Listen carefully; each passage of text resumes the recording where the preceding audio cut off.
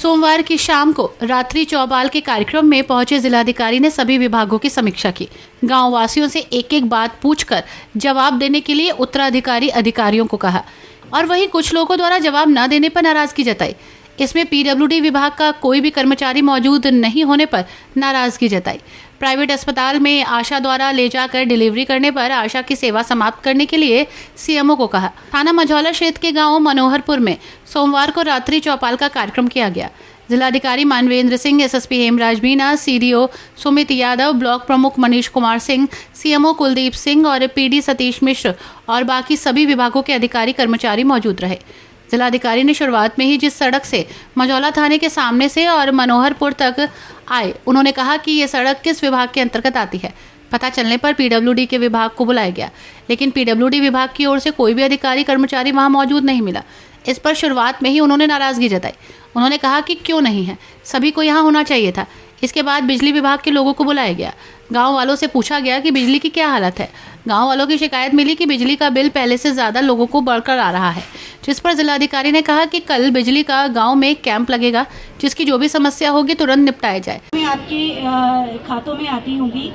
Sir, मैं इसमें बताना चाहती हूँ कि इस गांव में हमारे जो पात्र लाभार्थी हैं 516 किसान परिवार हैं जिनको योजना का लाभ मिल रहा है और साथ ही साथ हम लोग नए पंजीकरण भी केवाईसी कितना हो गया है? सर 516 जो लाभार्थी थे यहाँ पर हमारे केवाईसी पेंडेंसी जो थी 80 किसानों की थी और 1 अक्टूबर से जो हमारे यहाँ अभियान चल रहा था सर, उसमें हम लोगों ने 51 केवाईसी कराई। उसमें से जो 80 पेंडेंसी थी उसमें 9 मृतक निकले, 1 अपात्र किसान था और 19 ऐसे किसान हैं सर जो गाँव से बाहर रह रहे हैं, गाँव में इस समय रह नहीं रहे सर। इस समय तो सर आपका 100% केवाईसी हो गया सर किसान भाई। अच्छा, यहाँ पर 14 आया है। इसको याद रखिए, 2011 का जो सर्वे हुआ था उस समय जो पात्रता सूची में जिनके नाम आ गए थे, 2 स्कीमें सरकार की चल रही हैं, एकदम क्लियर कट समझ लीजिए। एक प्रधानमंत्री आवास और दूसरा मुख्यमंत्री आवास। प्रधानमंत्री आवास भारत सरकार के सौजन्य से दिया जाता है, मुख्यमंत्री आवास जो है स्टेट गवर्नमेंट देती है। तो प्रधानमंत्री आवास के लिए जो 2011 में सर्वे हमारा हुआ था, उस समय जो पात्रता सूची में नाम आए थे उसके आधार पे आप लोगों को 14 आवास यहाँ पे दिया जा चुका है। एक 13 आवास पहले दिए जा चुके, 1 आवास इधर आया है, वो पैसा आ गया, खाते में पैसा आ जाएगा। मुख्यमंत्री आवास ऐसी योजना है जिसके लिए स्थायी पात्रता सूची का कोई नहीं रहता है। इसमें से जो हमारे अनुसूचित जात जनजाति के लोग हैं, दैवीय आपदा से प्रभावित लोग हैं, नट जात के लोग हैं, कुष्ठ रोगी हैं, दिव्यांग हैं, उनके लिए स्टेट गवर्नमेंट ने योजना संचालित की है। दोनों योजनाओं में 1,20,000 की धनराशि दी जाती, जैसा कि वीडियो साहब ने बताया। तो अभी यहाँ पे दिखवा लें, अभी हमारे पास दिव्यांग का प्लस दैवीय आपदा का टारगेट है। अगर कोई पात्र है तो दे सकते हैं। 2,000 रुपया की इसकी जो है लाभ उसे जो है वो खाते में ही प्राप्त होता है। द्वितीय श्रेणी जो है बालिका जो है वो टीकाकरण जब 1 साल पूरा हो जाता है तो उसे जो है द्वितीय श्रेणी में 1,000 रुपये का लाभ मिलेगा। लेकिन इसमें एक सबसे बड़ा प्लस पॉइंट ये है कि जब आपने आवेदन पहली बार जब कर दिया है तो दूसरी बार में आपको अलग से आवेदन नहीं करना है। पहले आवेदन जो हो चुका है जिसमें आपको लाभ मिल चुका है, दूसरी बार जब आवेदन करेंगे तो आवेदन की आवश्यकता नहीं है, सिर्फ आपको टीकाकरण का प्रमाण पत्र उसमें अपलोड कर देना है और वो द्वितीय श्रेणी का लाभ जो है बड़ी ही आसानी से आपको मिल जाएगा। तीसरी श्रेणी जो है वो ये है कि जब बालिका कक्षा 1 में प्रवेश लेती है तो उसे दुकान को बनाने में सीमेंट के काम करते हों, ईंट के काम करते हों, राजमिस्त्री हों या उनके सहायक हो या उस भवन में लगने वाले लकड़ी काम करते हों, चिन्हित कैसे किए जाएंगे? रजिस्ट्रेशन के बारे में बताइए पहले। सर, इसमें जो भी व्यक्ति पात्र होता है वो जन सेवा केंद्र आपके गांव में होंगे। उस जन सेवा केंद्र के माध्यम से आप केवल 20 रुपये वार्षिक शुल्क को दे करके अपना पंजीकरण करा सकते हैं। जन सेवा केंद्र का मतलब कंप्यूटर की दुकान जी, ठीक है। और उसमें आप अपना पिछले जो 1 वर्ष से जो भवन निर्माण के श्रमिक हैं जो इसमें संलग्न हैं, वह स्व घोषणा के माध्यम से अपना प्रमाण पत्र उसमें देते हैं और कंप्यूटर वाला आपकी सहायता करता है।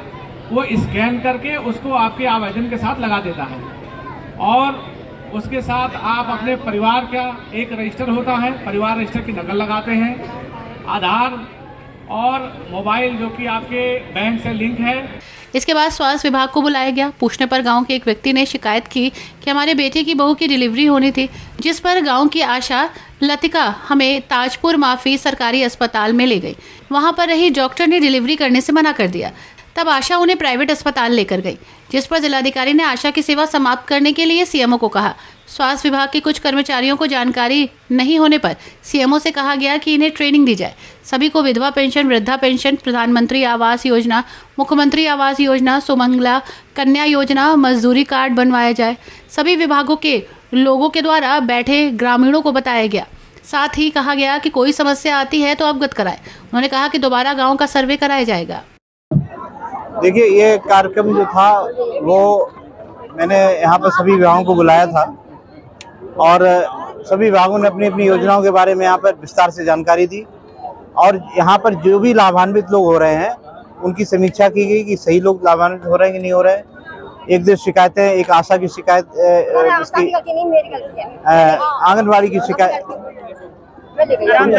आशा की शिकायत पाई गई, तो उसको मैंने चूँकि वो एक प्रसूता को सरकारी हॉस्पिटल में ले जाके प्राइवेट हॉस्पिटल में ले गई, तो मैंने उसको सर्विस से निकालने के निर्देश दिए कि उनको उनके अनुबंध, अपने अनुबंध के विरुद्ध वो काम कर रही है तो उनको सर्विस से बाहर किया जाए। दूसरा, यहाँ पर विद्युत की काफ़ी शिकायतें इस बात की आई हैं कि पहले जो बिल आते थे उससे कहीं ज़्यादा बिल आ रहे हैं, तो मैंने कल निर्देश दिया, कल यहाँ पर कैंप करेंगे और पहले कितना बिल आते थे, अब कितने बिल आए हैं, उस तरह की यहाँ पर वो सूचनाएं एकत्र करके फिर आगे की हम कार्रवाई कराएंगे।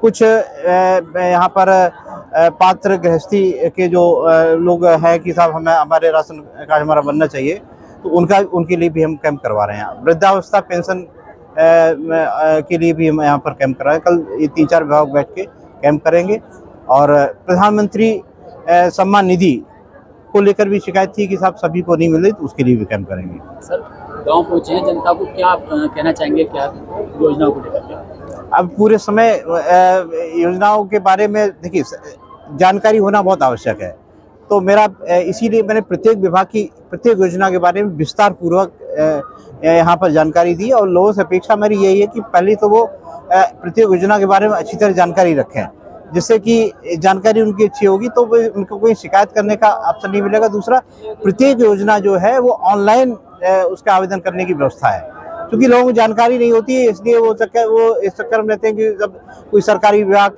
का कोई व्यक्ति आएगा तब हम उसको प्रार्थना पत्र देंगे या हमें उनके विभाग में जाना पड़ेगा। तो प्रत्येक योजना में ऑनलाइन आवेदन करने की व्यवस्था है। ये इस बात पे भी काफ़ी एम्फेसिस दी गई और जानकारी सबको दी गई।